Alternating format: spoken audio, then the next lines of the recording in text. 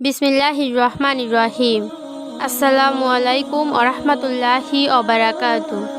আমাদের চ্যানেলের প্রিয় বন্ধুগণ, আশা করি আপনারা সকলেই মহান আল্লাহ রব্বুল আলামিনের অশেষ মেহেরবানি ও দয়ায় সবাই অনেক ভালো আছেন। সুপ্রিয় দর্শক মণ্ডলী, চলে এসেছি আপনাদের মাঝে নতুন আরও একটি গুরুত্বপূর্ণ ভিডিও নিয়ে। আজকের এই ভিডিওটিতে আমি আপনাদের সামনে আলোচনা করব এমন একটি দোয়া সম্পর্কে, যে দোয়া আসরের নামাজের পর কষ্ট করে 3 বার পড়লে সাথে সাথে দোয়া কবুল হবে। আপনার দোয়া আল্লাহর কাছে পৌঁছে যাবে, আপনার মনের নেক আশা পূরণ হয়ে যাবে ইনশাআল্লাহ। বন্ধুরা, ভিডিওটি অত্যন্ত গুরুত্বপূর্ণ একটি ভিডিও, তাই আমি আপনাদেরকে অনুরোধ করব ভিডিওটি না টেনে একেবারে শেষ পর্যন্ত দেখার জন্য, এবং এই রকম পরবর্তী ইসলামিক সুন্দর সুন্দর শিক্ষামূলক ভিডিও পাওয়ার জন্য আমাদের চ্যানেলটিকে অবশ্যই সাবস্ক্রাইব করবেন। আর যারা অলরেডি সাবস্ক্রাইব করেছেন তাদেরকে অনেক ধন্যবাদ। তো চলুন শুরু করি।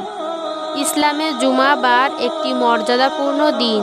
এ প্রসঙ্গে আল্লাহর রাসূল সাল্লাল্লাহু আলাইহি ওয়াসাল্লাম বলেছেন, দিবস সমূহের মধ্যে জুমার দিন শ্রেষ্ঠ এবং তা আল্লাহর কাছে অধিক সম্মানিত।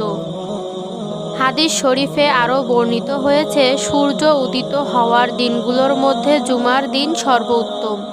এই দিনে আদম আলাইহিস সালামকে সৃষ্টি করা হয়েছে। এ দিনে তাকে জান্নাতে প্রবেশ করানো হয়েছে এবং এই দিনেই তাকে জান্নাত থেকে বের করা হয়েছে। হাদিস অনুযায়ী আমরা জানতে পারি, জুমার দিনের আসর সময়টি খুবই গুরুত্বপূর্ণ। এ সময় মুমিনদের জন্য বিশেষ কিছু আমলের কথা বলা হয়েছে। আমলগুলোর মধ্যে রয়েছে দোয়া, জিকির, ইস্তেগফার ইত্যাদি। এছাড়াও আরও একটি গুরুত্বপূর্ণ আমলের কথা বর্ণিত হয়েছে, সেটি হলো বিশেষ নিয়মে দুরূদ পাঠ। হযরত জাবের ইবনে আবদুল্লাহ রাদিয়াল্লাহু তাআলা আনহু থেকে বর্ণিত, তিনি বলেন, হাদিসে রাসূল সাল্লাল্লাহু আলাইহি ওয়াসাল্লাম বলেন, জুমার দিনের 12 ঘন্টার মধ্যে এমন একটি মুহূর্ত রয়েছে, যদি কোনো মুসলিম ব্যক্তি এ সময় আল্লাহর কাছে কিছু প্রার্থনা করে, তাহলে মহান ও সর্বশক্তিমান আল্লাহ তাআলা তাকে তা দান করবেন।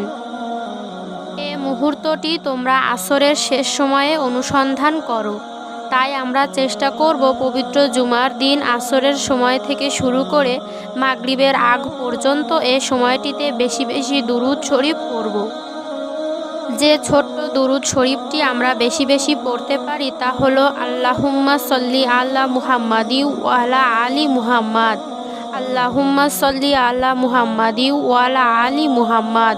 অথবা সবচেয়ে ছোট যে দুরূদ শরীফটি আমরা পড়তে পারি, সে দুরূদ শরীফটি হলো সাল্লাল্লাহু আলাইহি ওয়াসাল্লাম। তারপর আমরা মনের আশা পূরণ হওয়ার জন্য একটি দোয়া পড়ব, সেটি হলো ইসমে আজমের একটি দোয়া। দোয়াটি হলো, আল্লাহুম্মা ইন্নী আসআলুকা বি আন্না লাকাল হামদু লা ইলাহা ইল্লা আনতাল মান্নান বাদিউস সামাওয়াতি ওয়াল আরদ ইয়া জাল জালালি ওয়াল ইকরাম ইয়া হাইয়ুমু ইয়া কাইয়ুমু। দোয়াটি আমি আবারও বলছি, দোয়াটি হলো, আল্লাহুম্মা ইন্নী আসআলুকা বি আন্না লাকাল হামদু লা ইলাহা ইল্লা আনতাল মান্নান বাদিউস সামাওয়াতি ওয়াল আরদ ইয়া জাল জালালি ওয়াল ইকরাম ইয়া হাইয়ুমু ইয়া কাইয়ুমু। যার অর্থ হলো, হে আল্লাহ, আমি তোমার কাছে প্রার্থনা করি, তুমিই তো সব প্রশংসার মালিক, তুমি ছাড়া কোনো উপাস্য নেই, তুমি দয়াশীল, তুমি আকাশসমূহ ও পৃথিবীর একমাত্র সৃষ্টিকর্তা, হে মহান সম্রাট ও সর্বোচ্চ মর্যাদার অধিকারী, হে চিরঞ্জীব, হে সর্বময় ক্ষমতার অধিকারী।